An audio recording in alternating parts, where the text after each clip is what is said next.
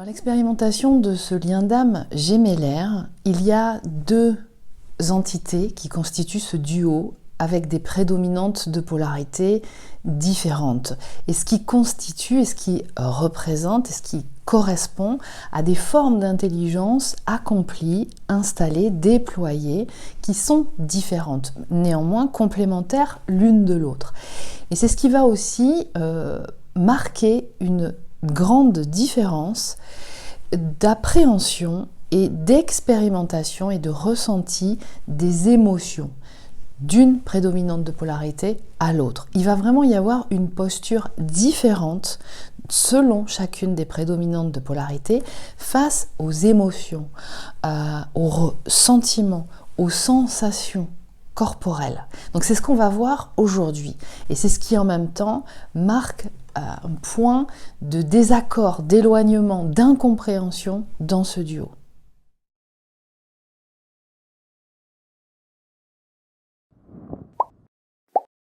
Avant de commencer, je vous rappelle qu'il y a deux ateliers qui sont prévus ce mois-ci. Le premier, celui que vous connaissez déjà, c'est Établir le canal, qui aura lieu samedi 11 novembre à 14 h, juste avant la nouvelle lune, pour vous permettre en plus de ce qui est pratiqué dans l'atelier, de développer justement cette connexion ancrée et à l'origine, directement à la source, on va pouvoir dire comme ça, et qui peut aussi vous permettre d'explorer et d'expérimenter la technique d'hypnose avec laquelle je travaille en séance individuelle, qui est en lien avec la connexion sensorielle, donc ce n'est pas forcément que avec la visualisation. Et puis il y a le nouvel atelier que j'inaugure, qui est la puissance créatrice du subconscient. Alors, je vous invite à aller voir la vidéo de présentation qui aura lieu, lui, samedi 18 novembre à 14 h. Cet atelier, toujours dans le même principe, à la fois théorique et pratique, vous permettra de découvrir le fonctionnement de l'esprit, l'interaction conscient, inconscient, subconscient, ce que contient le subconscient et sa puissance agissante avec l'impact qu'il a sur notre vie, et une pratique très importante justement pour manifester l'abondance qui est la vôtre. Pourquoi ça ne fonctionne pas ? Ces ateliers ont lieu sur Zoom en mode réunion, ce qui sous-entend que tout le monde se voit, que vous pouvez interagir en direct. C'est en groupe limité et il faut pour cela vous inscrire préalablement. Vous avez toutes les informations dans la barre d'infos de cette vidéo. De façon générale, vous pouvez aussi aller voir le site internet cecilricolo.fr où vous avez toutes les informations me concernant, la pratique de l'hypnose, la prise de rendez-vous sur l'agenda en ligne pour des séances individuelles, ainsi que le planning des ateliers qui sont prévus pour aller vous y inscrire. Vous pouvez aussi, si vous le souhaitez, vous inscrire dans la mailing list pour recevoir toutes les informations que j'envoie par mail aussi de tous ces événements, des ateliers, des nouvelles informations, des dernières formations digitales qui paraissent, donc sous cette barre d'infos. De la même façon, sur le site internet, vous pouvez vous inscrire volontairement.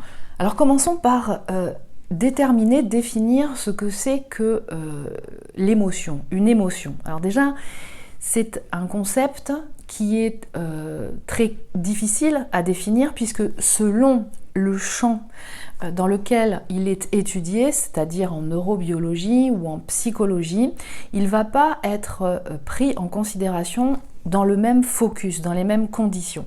Au niveau neurobiologique, on va s'intéresser essentiellement à l'aspect des stimuli qu'elle génère, et puis dans l'aspect psychologique, on va s'intéresser beaucoup plus à la dimension comportementale. C'est une expérience psychophysiologique, complexe et intense. C'est-à-dire qu'il y a un début brutal, c'est ce qui caractérise l'émotion, avec une durée plus ou moins brève et qui est vécue par un individu animal, c'est-à-dire ça sous-entend mammifère, hein, les animaux peuvent aussi ressentir des émotions, et qui est cet individu lié à un objet ou un sujet repérable, donc avec lequel il y a un intérêt lorsqu'il réagit aux influences biochimiques, donc c'est-à-dire des sensations internes du corps, et environnementales, c'est-à-dire avec une réaction aux stimuli extérieurs au corps. Alors l'émotion, c'est une réaction physiologique et physique qui sort de l'ordinaire face à une situation. Donc c'est forcément impulsif et il y a une dimension de perte de contrôle dans l'émotion.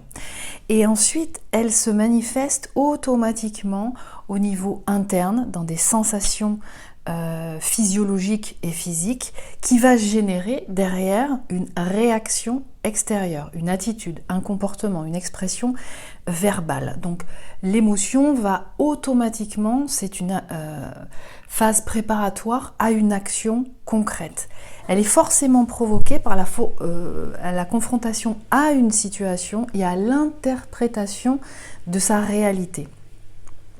L'émotion a un lien direct avec les sensations et avec les sentiments qui en découlent. Alors je vous invite à aller visionner la vidéo sur les émotions de la chaîne Incarner sa puissance pour pouvoir justement rentrer plus dans le détail par rapport aux manifestations, à l'expression et à la signification des émotions.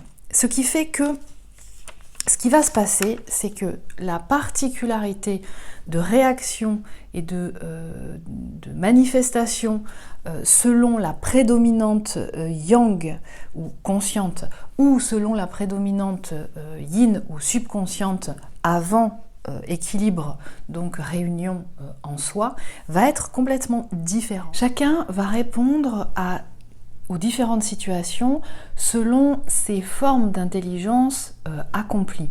Donc en commençant par la prédominante consciente ou prédominante yang, les formes d'intelligence accomplies chez lui ou elle, ce sont les formes d'intelligence qui lui donnent accès à cette conscience corporelle et intellectuelle. C'est-à-dire corporelle, toute la connexion sensorielle est très bien installée. Donc c'est ce qui fait que on dit de lui ou d'elle qu'elle est très bien incarnée.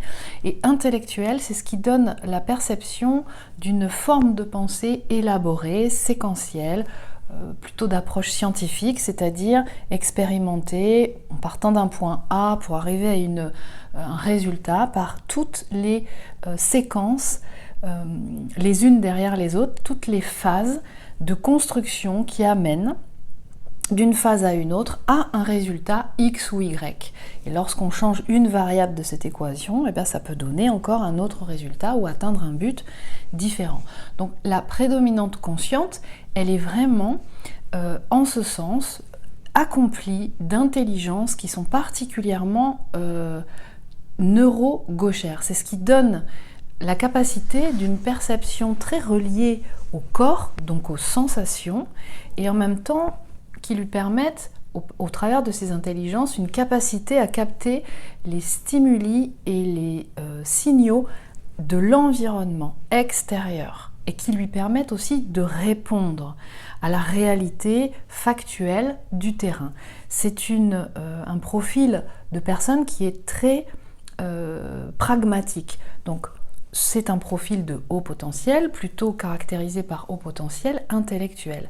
Donc ça sous-entend que l'expérience des émotions, c'est complètement normal, en fait, chez lui ou elle, c'est-à-dire que les émotions font partie de la vie et il les ressent complètement, et notamment au travers du corps. Donc il sait parfaitement bien identifier dans ses sensations physiologiques ce qui se passe et il va répondre à rentrer dans l'action que l'émotion amène justement. Donc il est dans la manifestation corporelle, expression orale, en termes de communication concrète et factuelle en fonction de l'émotion qui va le ou la traverser. Donc toutes les sensations physiques et physiologiques, il ou elle y est sensible. N'oubliez pas que le profil haut potentiel, peu importe qu'il soit intellectuel ou émotionnel, il est sensible. Donc une prédominante consciente ou yang est très sensible aussi. Sa façon de répondre à l'expérience, parce que l'expérience, parce qu'une émotion est une expérience, arrive au travers d'expériences, eh bien c'est très manifesté. D'accord ? Donc, il a une connexion sensorielle très développée, sa guidance à lui ou elle, prédominante consciente, ou yang, c'est au travers de sa sensorialité et de sa capacité d'élaboration intellectuelle très élaborée et très aboutie. Ça sous-entend que c'est au travers des différentes expériences de vie qu'il ou elle aura eues qu'il va avoir une perception de ce qui est en train de se passer. Donc une prédominante consciente ou yang identifie assez clairement, en fonction des indicateurs de ce qui se passe dans son corps, au niveau de la physiologie, et en même temps de ce qui est en train d'être manifesté de façon très impulsive et spontanée, de ce qui est en train de se jouer au moment où ça se joue. Et il n'y a pas de problème pardon, avec ça. C'est au travers des différentes expériences de vie que va amener, en réponse à ces différentes expériences, les différents cas qui ont été expérimentés d'une situation ou l'autre, qui vont lui permettre une approche d'intelligence intellectuelle élaborée par rapport à tout ce qui se joue à la fois en lui ou elle et à l'extérieur. Donc il identifie complètement le processus émotionnel, même s'il n'a pas la main dessus. Qu'est-ce qui le génère? Quelle est la situation qui se passe actuellement? Peut-être qu'il n'a pas tout de suite la capacité d'identifier, mais en tout cas il sait ce qui se joue, il sait que c'est une émotion qu'il traverse et il s'en laisse manifester. Donc il est complètement imprégné du processus. Et je vous rappelle qu'une émotion, elle n'est pas contrôlable. Donc il ne s'en laisse pas, il ne reste pas dans le contrôle de ça. Il s'en laisse investir. Parce que une prédominante consciente ou yang n'a pas et n'opère pas de contrôle au niveau de la manifestation de l'action.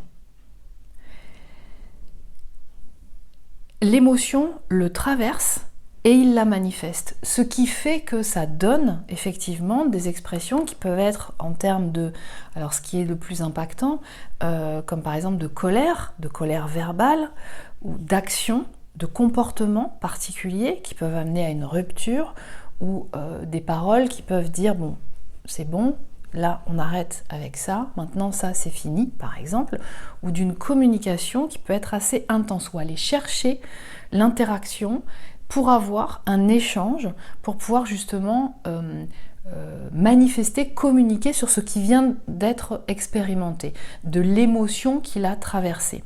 Donc ça veut dire que par exemple, il peut très bien, je vous rappelle qu'une émotion, elle est là pour manifester un comportement, une attitude, soit dans une situation effectivement de mise en danger physique, complètement factuelle, ou alors dans une situation qui va donc générer cette émotion, mais qui est en lien avec des informations qui sont enregistrées dans la banque de données mémorielles et qui viennent être touchées, qui génèrent des croyances, par exemple, par rapport à certaines situations. S'il y a eu trahison expérimentée dans telle et telle situation, si la situation se représente sous cette forme-là, avec son autre, bien effectivement, ça peut réveiller des peurs ou des sensations, effectivement, qui peuvent être désagréables. Donc, l'action va être manifestée chez la prédominante consciente ou yang. C'est-à-dire qu'il va complètement rentrer dans le processus émotionnel et d'expérimentation et de décision de quelque chose. Chez la prédominante consciente ou yang, il n'y a pas de déconnexion sensorielle qui agit au travers notamment de la dissociation. D'accord ? Il y a des sensations, il est complètement ou elle est complètement en contact avec sa connexion sensorielle, donc elle ressent les sensations vraiment au travers de tout son corps et en même temps elle va les manifester. Alors ce qui se passe aussi, c'est que chez la prédominante consciente ou yang, qui est donc très développée en termes d'intelligence sensorielle, l'intelligence du corps complètement, et intellectuelle, va être du coup en capacité, de ce fait, de pouvoir, par des sensations, aller chercher à provoquer des émotions évolutives. C'est-à-dire que pour le coup, comme la prédominante consciente ou yang rentre dans chacune des expériences, parce que la vie, c'est différentes expériences, et c'est de là qu'on acquiert de la connaissance qui peut permettre justement de bien identifier ses besoins, qu'est-ce qui est à l'origine d'une émotion qui peut nous traverser, qu'en même temps, les émotions, ça ne se contrôle pas, et que c'est l'expression de la vie, et c'est ce qui donne aussi à ressentir des sensations très évolutives, très agréables, de décontraction et d'ouverture, au travers de stimuli sensoriels. Et c'est pour ça que la prédominante consciente ou yang va justement au contact de l'autre, dans des situations qui sont très positives parce qu'il les a expérimentées comme positives tout au long de son expérience de vie, et qu'il va justement les solliciter et vouloir aussi les créer en proposant cette expérimentation avec son autre de prédominante subconsciente.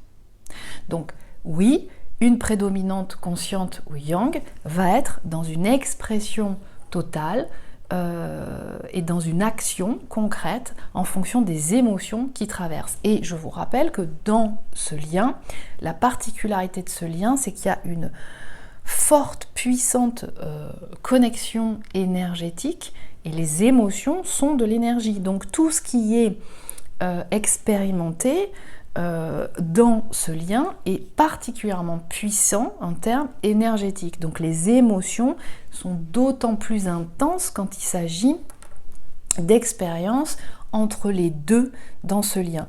Et en même temps, ce lien a vocation aussi à faire remonter, manifester des émotions au travers de différentes expériences, pour mieux identifier quelles sont en fait les informations qui sont enregistrées dans la banque de données mémorielles de l'inconscient ou du subconscient. Donc c'est ce qui peut donner effectivement cette capacité ou cette manifestation chez la prédominante yang ou consciente à une manifestation très intense en fonction des émotions qui la traversent. Alors petit à petit, quand ça va se rééquilibrer,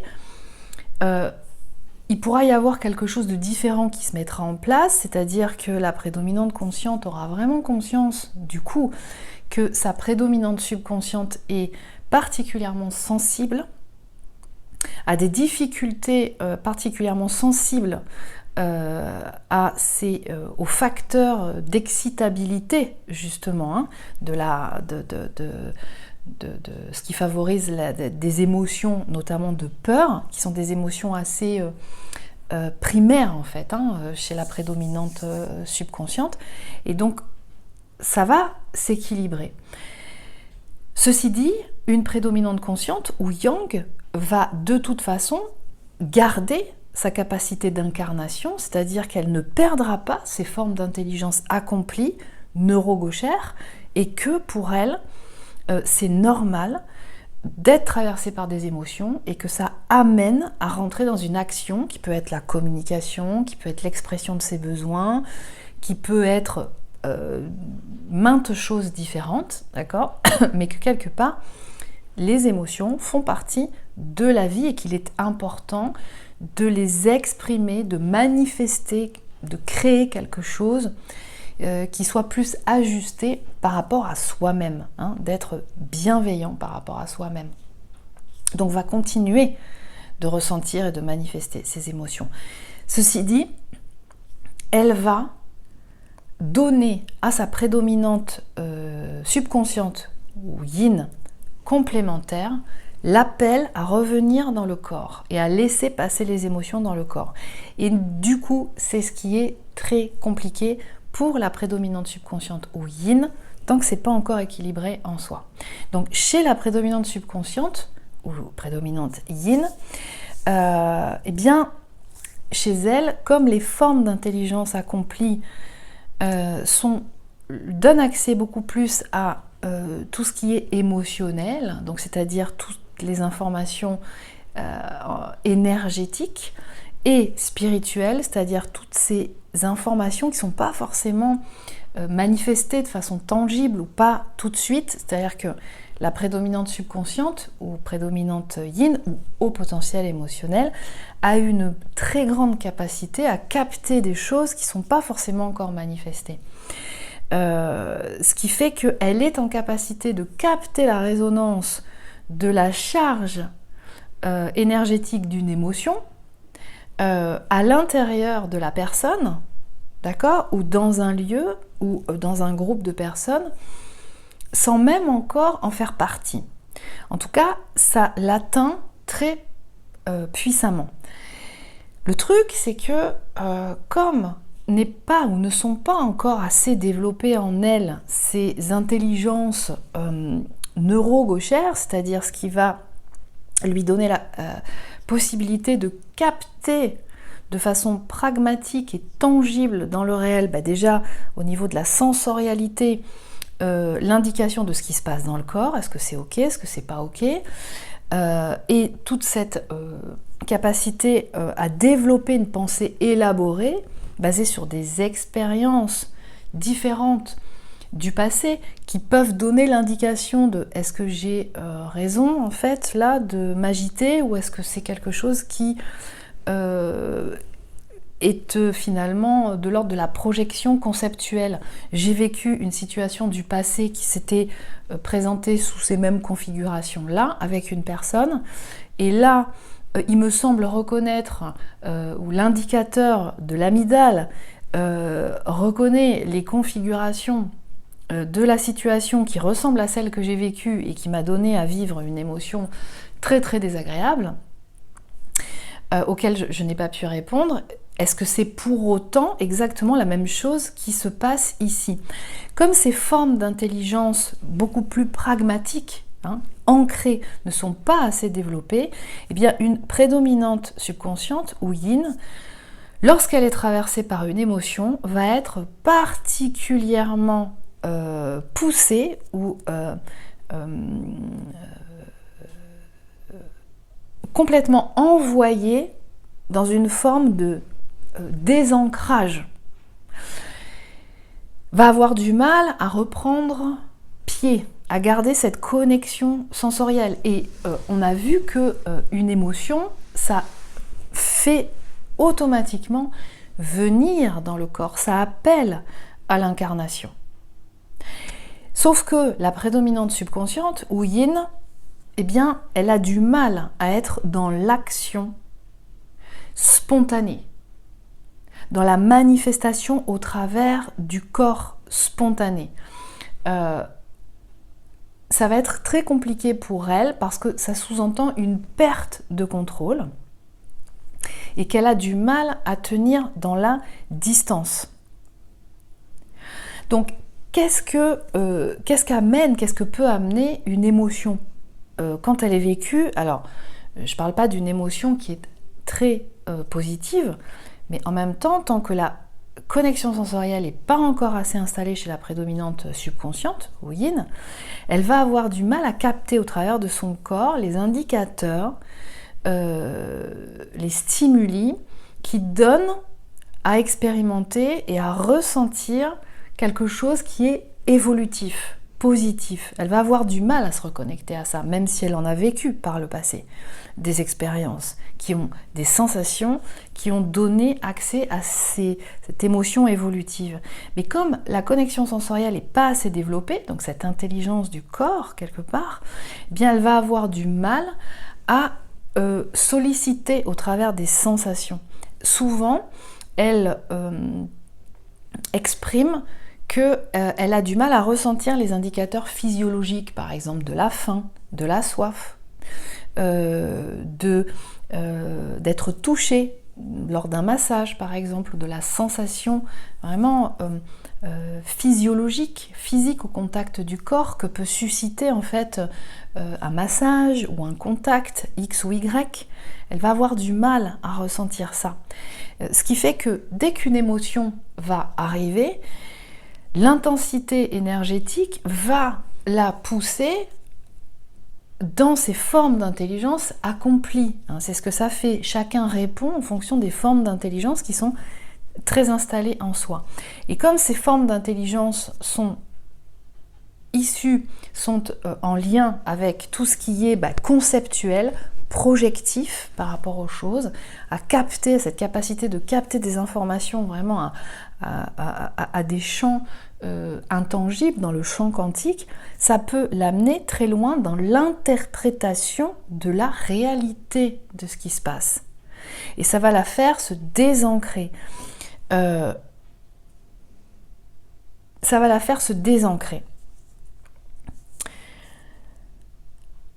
Parce que, effectivement, dans son esprit, sont vraiment très développées cette capacité conceptuelle et très projective. Et c'est là où, justement, ça peut la faire amener à beaucoup de doutes, à de remises en question, beaucoup de réflexions. Ça reste beaucoup dans la tête, à ressasser, en fait, beaucoup les choses, la situation comme elle s'est passée.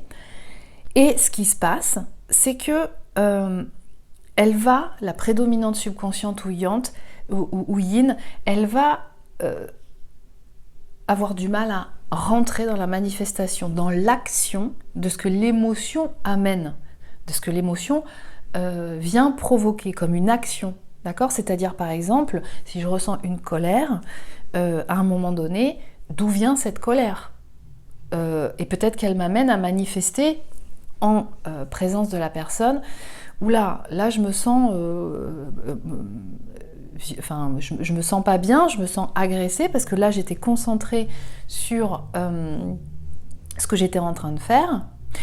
Ça peut provenir aussi du fait que la prédominante subconsciente ou yin, à ce moment-là, se sent complètement agressée parce qu'elle est déconnectée de par ces stimuli corporels, cette connexion corporelle, de la réalité de ce qui se passe autour d'elle au moment où elle est en train de faire de réaliser quelque chose. Ça peut venir effectivement la brutaliser parce que elle va avoir tendance, la prédominante subconsciente, de se mettre à distance, en fait, de tout ce qui va venir la chercher pour manifester quelque chose de très positionné, qui peut être en lien avec ses besoins, c'est-à-dire non, ça je ne le souhaite pas maintenant, je n'ai pas envie de ça maintenant, là j'ai besoin de me reposer, parce qu'il y a des indicateurs en elle qui viendraient lui dire, là ton corps il est fatigué, donc il a besoin de se reposer, là tu as fait 3 jours où tu as été très intensément dans ton corps à faire certains mouvements, aujourd'hui, parce qu'il y a des douleurs qui sont ressenties, l'indicateur du corps, du coup, vient dire non, là, il faut se reposer. La prédominante subconsciente, ou yang, se dissocie dès qu'il y a des appels à revenir dans le corps. Et l'émotion est un appel à revenir dans le corps, forcément, puisque ça implique une action. Une action de manifester quelque chose, d'exprimer, de se positionner. Non, pas maintenant. Là, je suis en train de faire quelque chose. Ou plus tard. Ou ça vient peut-être aussi dire « Ah oui, tu n'avais peut-être pas prévu avant de te mettre à faire cette activité qu'il y avait ça qui arriverait aussi. Donc peut-être qu'avant de faire cette activité, peut-être qu'il faut prévoir avant de bien organiser pour que chaque chose soit à sa place et pas venir me couper dans l'élan que j'ai de réaliser cette action là, maintenant, tout de suite. » Donc, ce qui fait que cette attitude-là, chez la prédominante subconsciente ou yin, de mettre à distance tout ce qui peut venir à amener à une confrontation, à un positionnement, à une interaction avec un autre ou avec l'autre, qui peut potentiellement générer une contradiction ou un conflit, c'est-à-dire quand potentiellement j'ai à manifester le fait de quelque chose et que l'autre pourrait être en désaccord avec ça ou pas d'accord avec moi, si moi j'ai envie de faire quelque chose et que l'autre n'a pas cette même envie en même temps que moi, pardon, eh bien potentiellement ça va créer une émotion, ça va être source d'émotion ressentie chez la prédominante subconsciente, ou yin, d'une sensation de conflit. Et la prédominante subconsciente, ou yin, s'arrange toujours pour être dans des situations où ces situations, ces sensations, ces émotions qui génèrent des sensations, qui sont générées par des sensations de conflit, donc cette friction expérimentée en elle, qui peut passer par la colère, ou le sentiment de contrariété ou de culpabilité, par exemple, ne veut pas les expérimenter, ne veut pas avoir à gérer ça. Donc passe dès que c'est ressenti, parce que forcément, je veux dire, la vie, c'est beaucoup de situations émotionnelles, et notamment des situations qui peuvent générer de la contrariété ou de la colère, ou de la culpabilité par rapport à certaines choses, parce que certaines personnes peuvent se positionner en exigeant quelque chose qui n'est pas concordant avec soi. Donc dans ces cas-là, ça appelle à dire non, moi je ne le ressens pas comme ça, mais explique-moi pourquoi tu attends ça de moi particulièrement, puis moi je te dirai ce qui à mon sens ne me paraît pas cohérent par rapport à ce que tu attends de moi, ou oui je veux bien qu'on fasse ça ensemble et t'apporter ça, mais à un moment précis, pas quand tu le veux, par exemple. Bon, des choses comme ça. Donc, toutes ces choses-là, si vous voulez, toutes ces situations-là, c'est très inconfortable pour la prédominante subconsciente, ou yin, parce que forcément, ça appelle à intégrer, incarner son corps. Ça sous-entend d'identifier les besoins qui sont les siens, et de les faire respecter, parce que tout le monde n'a pas forcément les mêmes besoins, et ne fonctionne pas de la même façon.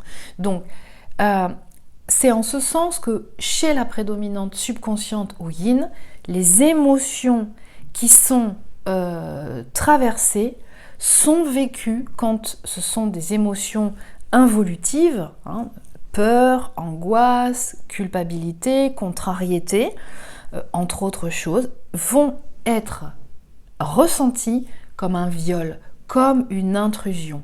Donc, en d'autres termes, pour une prédominante subconsciente ou yin, tant que c'est pas encore équilibré, l'émotion, quand elle est ressentie comme désagréable, c'est-à-dire ce qui va contrarier, refermer le corps, contracter les muscles, etc., est une intrusion. Et toute personne qui vient être là pour générer une situation qui génère cette émotion en elle, est ressenti comme un ennemi. Les émotions, dans ces cas-là, sont des ennemis pour la prédominante subconsciente, yang. Donc, ce qui va faire que, et sa stratégie de réponse pour ne pas avoir à être traversé par les émotions, ce qui, en fait, est proprement impossible de ne pas être traversé par les émotions, puisque les émotions, c'est la vie. C'est aussi ce qui donne à ressentir des sensations de satisfaction par rapport à des situations. Les émotions sont des signaux indicateurs de ce qui se passe à un moment donné, qui peuvent être agréables comme désagréables. Mais il y a aussi le côté agréable et qui peut du coup amener à générer au travers des stimulations sensorielles des situations qui vont amener à des émotions agréables ou évolutives. Donc sa seule façon, la stratégie qui est mise en place chez une prédominante subconsciente pour éviter de ressentir les émotions et de se sentir donc intrusé, c'est de se déconnecter de la captation sensorielle au travers du corps, donc des sensations. C'est le processus de la dissociation. Dissociation qui est un processus de défense qui est actif, qui peut être actif à certains moments chez tout le monde, mais dans des situations très particulières où vraiment il y a danger psychique par rapport à l'intégrité psychique et physique, mais qui chez la prédominante subconsciente est une stratégie qui est régulièrement utilisée. Donc la dissociation, ça permet de pouvoir toujours être dans la situation, en contact, d'accord, éventuellement, en se déconnectant des informations passées par le corps, donc de la conscience corporelle et intellectuelle. Donc, une prédominante subconsciente va être en capacité, alors il peut y avoir différents cas de figure, lors d'une émotion intense et désagréable, ou en règle générale, parce qu'on ne peut pas savoir si l'émotion qu'on va expérimenter va être désagréable ou agréable, va avoir tendance à rentrer à certains moments, ça opère pas systématiquement en dissociation chez la prédominante subconsciente, mais à certains moments, quand va sentir un petit peu l'odeur de quelque chose un petit peu trop intense, en fait, se méfie de l'intensité, en règle générale. Même si c'est d'une intensité, d'une émotion agréable. Et donc va se mettre à distance, se déconnecter. C'est cette fameuse bulle de verre qui fait qu'on peut être en contact avec une prédominante subconsciente, mais qu'il n'y a rien qui passe. C'est comme si on sent vraiment que, au niveau émotionnel, l'affect, en fait, ne fonctionne plus. Mais parce qu'il y a une extra-sensibilité chez la prédominante subconsciente à la réaction, en fait, aux émotions. Donc, dans ces cas-là, soit la prédominante subconsciente reste dans l'expérience, mais complètement déconnectée, voilà. Donc, vous pouvez avoir en face de vous une prédominante subconsciente qui est là, mais qui n'est pas là, qui ne réagit pas forcément en fonction de la réalité de ce qui est en train de se passer, de façon pragmatique. Ou bien, tout simplement, aussi dans certaines situations, qui, après une expérience d'émotion intense, avec son autre, de prédominante consciente ou yang, ou avec d'autres personnes aussi, va en fait être dans l'interaction, mais qui, par la suite, silence radio, plus personne. Et donc la communication, en fait, ne peut plus se faire. Voilà. Donc qui va se mettre à distance, qui peut continuer à être en dissociation, à continuer à faire ces choses le concernant dans sa vie, mais qui ne sera plus, qui ne reviendra pas dans l'interaction pour terminer la discussion, par exemple, ou pour continuer à être dans une interaction de communication que bien souvent une prédominante consciente peut aller chercher pour pouvoir justement être dans la recherche de mais quels sont tes besoins à toi, tu as réagi comme ça à ce moment-là, mais j'ai dit quelque chose qui était blessant, mais je voudrais savoir quoi exactement, parce que dans ces cas-là, si vous voulez, une émotion, elle peut être manifestée ou provoquée de façon involontaire chez l'autre en face, et c'est bien souvent le cas dans ce lien-là. Chez une prédominante consciente, peut avoir une attitude, un comportement ou dire quelque chose à un moment donné qui peut générer chez l'autre, et c'est valable dans les deux sens d'ailleurs, quelque chose qui va venir blesser la prédominante subconsciente très violemment, qui va se sentir intrusé, d'accord ? Et d'un seul coup, le phénomène de dissociation se met en place. Donc, la prédominante subconsciente ou yin fait tout pour ne pas être dans son corps. Ou en d'autres termes, être dans son corps, c'est quelque chose qui est vécu comme très violent chez une prédominante subconsciente. Donc l'émotion est forcément extrêmement violente pour elle. C'est une perte de contrôle pour elle. Et la prédominante subconsciente n'aime pas la perte de contrôle à ce niveau-là. Ça la panique totalement. Et à ce moment-là, il peut y avoir des réactions qui sont très violentes chez la prédominante subconsciente. Mais ces réactions, elles peuvent être aussi en non frontal. C'est-à-dire que une prédominante subconsciente ou yin, face à des émotions, parce qu'on ne peut pas éviter d'être traversé par des émotions. Personne ne peut l'éviter, hein, sinon dans ces cas-là on ne vit pas, on se met en marge de tout, on sort plus de chez soi et on ne fait plus rien. Et ce qui n'est pas le cas de la prédominante subconsciente ou yin. Dans ces cas-là, va s'inhiber la réaction, hein, l'action qu'appelle l'émotion expérimentée qui traverse. Elle va inhiber cette mise en action parce qu'elle se l'interdit, et c'est ça en fait, hein, le contrôle des émotions à certains moments, quand il y a dissociation opérée chez la prédominante subconsciente. Et du fait de cette inhibition d'action, qui peut être par exemple d'exprimer à un moment donné, oula, mais là tu es venu sans frapper, ou le ton de ta voix a été très agressif pour moi. C'est peut-être tout simplement moi qui l'ai ressenti comme agressif, et peut-être que la personne n'était pas du tout agressive, mais en tout cas, l'action qui peut, par exemple, être appelée à ce moment-là, au travers de l'émotion de colère ou de contrariété que je peux ressentir, c'est quand tu rentres, s'il te plaît, la prochaine fois, frappe ou viens plus doucement, parce que là, j'étais en train de faire quelque chose de très concentré, et ça m'a fait peur. Enfin, voilà, je le sens comme une intrusion. D'accord ?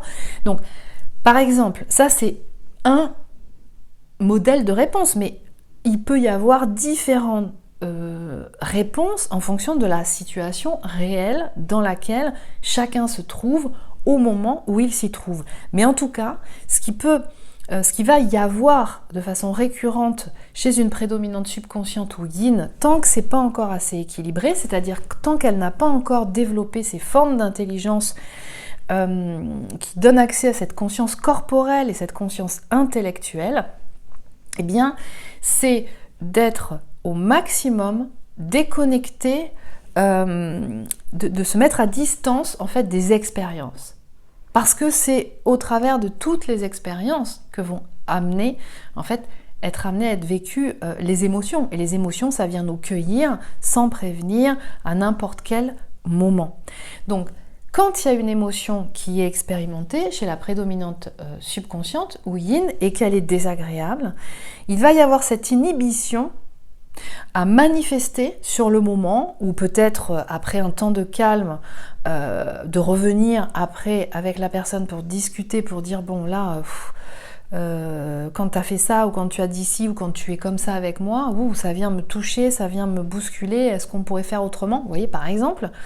Et à ce moment-là, va tout garder à l'intérieur d'elle et va vraiment projeter l'émotion directe, primaire de ce qui est ressenti sur la personne qui a été à ce moment-là le déclencheur en fait de l'émotion. Peut-être que ce n'est pas cette personne qui est à l'origine de l'émotion que je ressens, mais en tout cas il y a eu un déclencheur. Et en général elle va projeter beaucoup sur l'élément déclencheur. Et tant que ces intelligences sensorielles, donc corporelles, et toute cette intelligence intellectuelle de pensée élaborée par rapport à développer au travers de connaissances, d'informations qui aura été expérimentées, au travers de différentes expériences par le passé, d'informations lues, reçues au travers de différentes sources d'informations recoupées, etc., elle va avoir du mal à être dans le discernement, de ne pas faire la part des choses, et va garder pour elle cette énergie d'action, sans rentrer vraiment dans l'action directe, mais en projetant sur l'élément déclencheur toutes ces foudres, j'ai envie de dire comme ça, toutes ces foudres, mais peut avoir tendance à agir en sous-jacent, c'est-à-dire à envoyer dans ses pensées ou à distance, sans une expression directe, à la personne ou au groupe de personnes, de ce qui a été ressenti. Et peut-être que ces personnes ou ce groupe de personnes ne sont pas forcément l'origine directe de ce qui est ressentis en termes émotionnels à l'intérieur de soi. Donc, voilà ce qui peut être différent entre chacune des deux prédominantes de polarité.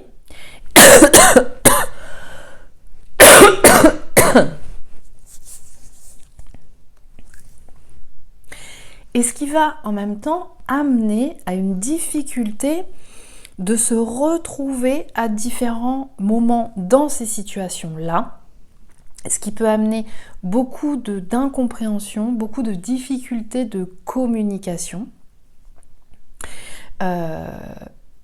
et ce qui va demander justement à être rééquilibré. Alors, ce qui va venir rééquilibrer, ce qui va aider, c'est le développement en chacune des prédominantes de polarité, de développer justement des intelligences qui ne sont pas encore assez expansées.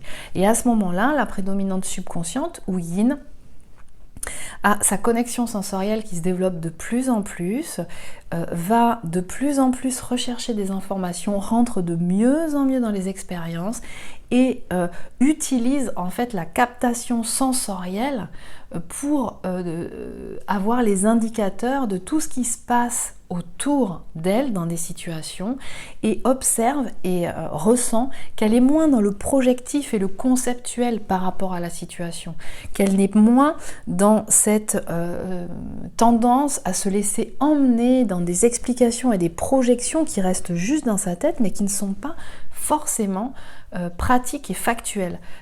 Elle va plus se confronter à la réalité. Elle rentre mieux dans l'expérience et elle comprend parce qu'elle expérimente que l'émotion n'est pas un ennemi. L'émotion n'est pas un danger, que ça appelle à manifester quelque chose et notamment ça emmène aussi à identifier les besoins qui sont les siens et de pouvoir les exprimer, d'être dans une manifestation beaucoup plus évidente, sans peur du qu'en dira-t-on, sans peur de la perte de contrôle, d'être beaucoup plus dans une manifestation incarnée, beaucoup plus en adéquation avec son expression, l'expression de son essence. Donc en fait, elle va rentrer dans une capacité, la prédominante subconsciente ou yin, de pouvoir rentrer dans l'expérience sans vouloir que ce soit parfait, sans vouloir avoir directement la solution parfaite à comment il faut se comporter, qu'est-ce qu'il faut ressentir. En fait, les ressentis et les sensations ne s'anticipent pas. C'est une panoplie complexe qui vient développer toutes les intelligences intellectuelles et corporelles. Donc plus on expérimente de situations et plus ça amène à développer un panel de perception et de ressenti qui amène à développer de plus en plus des sentiments, de reconnaître ces sentiments qui sont une séquence d'émotions mais beaucoup plus durable, ce qui fait que la prédominante subconsciente est en capacité de sentir quand il y a de l'amour avec une autre personne et que même quand il y a de l'amour, ce qui sous-entend des expériences émotionnelles très agréables, mais qu'il peut aussi y avoir des expériences d'émotions désagréables, mais qui ne sont pas à proprement parler de façon volontaire et malveillante de la part de l'autre, et qui est dans un discernement beaucoup plus évident quand il y a de la malveillance volontaire de la part d'une personne et de la malveillance involontaire, ou plutôt pas de malveillance, mais que dans l'amour, dans la relation d'amour, il y a forcément une panoplie d'émotions ressenties et qui ramène donc au corps, donc une prédominante subconsciente ou inconsciente, ou prédominante yin, elle va être amenée à incarner, à revenir dans son corps pour pouvoir être en mesure d'accéder à tous les outils qui sont en capacité de lui donner à ressentir les sensations qui amènent à des émotions agréables et qui permettent d'établir aussi des sentiments durables Et de savoir que même avec quelqu'un, et quand il y a de l'amour, quelqu'un qu'on aime, eh bien à certains moments il peut y avoir des discussions, des échanges où on peut se sentir blessé, mais que une émotion n'est pas définitive, que ça donne une information sur ce qui se passe par rapport à soi-même, par rapport à l'autre dans l'interaction, et que tout ça peut se remettre, se rééquilibrer, hein, se remettre à sa juste place. Et ça commence par exprimer, identifier ses besoins, qu'est-ce qui est venu me toucher, et de pouvoir exprimer ce qui s'est passé à ce moment-là, sans raconter d'histoire. Et donc, pour finir, en fait, eh bien, ce qui se passe, c'est que la prédominante consciente, ou yang, elle sent, elle identifie à un moment donné, hein, très clairement, quand sa prédominante subconsciente, ou yin, donc son complément universel, est à certains moments, dans cette dissociation, qui fait qu'elle ne rentre pas, elle ne se laisse pas traverser par les émotions qui arrivent. Et donc, la prédominante consciente, ou yang, pour elle, ça, c'est vécu comme quelque chose de pas authentique. C'est-à-dire quelqu'un qui n'est pas traversé par des émotions, eh bien, ça n'est pas du tout rassurant. C'est ressenti comme quelque chose qui pourrait amener à quelque chose qui est déshumanisé quelque part, hein, qui est distancié de la notion d'amour. Personne n'est parfait en fait, hein, et les émotions viennent cueillir tout le monde, n'importe qui, à n'importe quel moment. Et le problème n'est pas tant d'être traversé par les émotions, ni de manifester ce qu'elles nous amènent à manifester. C'est pas tant ça en fait le problème. Et pour la prédominante consciente, ou yang, eh bien, ce qui est la façon dont la prédominante subconsciente fonctionne en étant dissociée à certains moments, hein, en voulant absolument que tout soit harmonieux, qu'il n'y ait aucun désaccord, aucun conflit, ça n'est pas concret avec la réalité. La réalité de la vie, ce n'est pas que tout est harmonieux tout le temps à n'importe quel moment. Et ce n'est pas un problème en même temps qu'à certains endroits ce soit pas harmonieux. Ça montre juste que là il y a quelque chose à aller voir et que potentiellement on n'est pas forcément d'accord sur tout, on n'a pas forcément la même façon de ressentir les choses ou d'y répondre et de les percevoir. Voilà.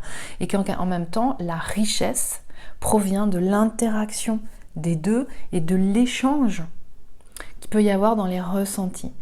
En tout cas, ce qui se passe, c'est que quand ça s'équilibre en chacune des deux prédominantes de polarité, eh bien chez les deux, il va y avoir quelque chose de l'ordre d'un équilibre qui va se mettre en place, d'une richesse d'apprentissage, et l'autre va venir vous aider à développer ces formes d'intelligence qui ne sont pas assez expansées en